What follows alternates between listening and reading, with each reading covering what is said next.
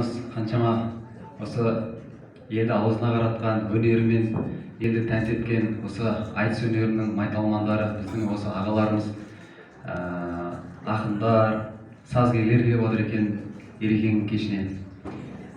Ереке, бүгінгі кешіңіз құтты болсын. Жалпы енді өзіңіз жақсы ұстаз ретінде, жақсы үлкен азамат ретінде сыйлаймыз. Соның бір дәлелі мінекей осындай біздің үлкен алып тұлғаларымыз келіп отыр. Бәрекелді, өте қуаныштымыз. Енді бір керемет поэзия кеші болып отыр шынында да. Жалпы мынау мектеп бастамасы болсын, Алла қаласа. Ары қарай биік белестерден көріне беріңіз. Жалпы мектептің сахнасы сәл бір кішкентай болып тұрған сияқты аға, иә? Алла қаласа бір,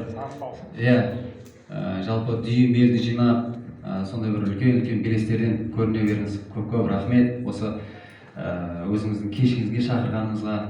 Жалпы енді бұл Ерекенің кешіне келуімде бір себебі осы былтыр Ерекенің сөзіне жазылған керемет бір сезімге толы әдемі сөз жазып берді, Сағыныш деген.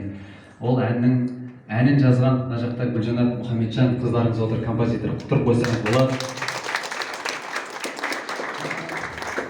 Осы кісінің әніне, Ерекенің сөзіне жазылған Сағыныш деген керемет әнді орындап шыққан болатынмын.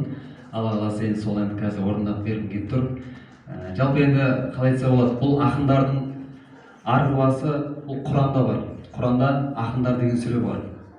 Енді бертін келе өздеріңіз білесіздер, тарихтан қаншама біздің небір дүлдүл ақындар өткен.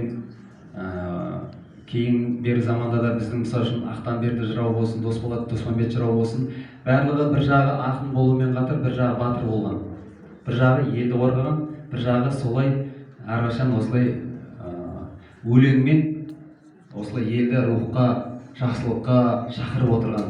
Сондықтан жалпы айтарымыз сол ақын бабаларымыздың мінекей қалай айтсақ болады, тұяғы, сарқыншағы деп айтсақ та болады. Алдарыңызда өздеріңізден туған ұлдарыңыз осындай керемет әндерімен қазір тыңдап, шында да бір арасында бір сезімге де беріліп, күшті қана мектеп оқушылары, қарындастарымыз, інілеріміз әдемі бір сезімге беріліп оқып жатыр.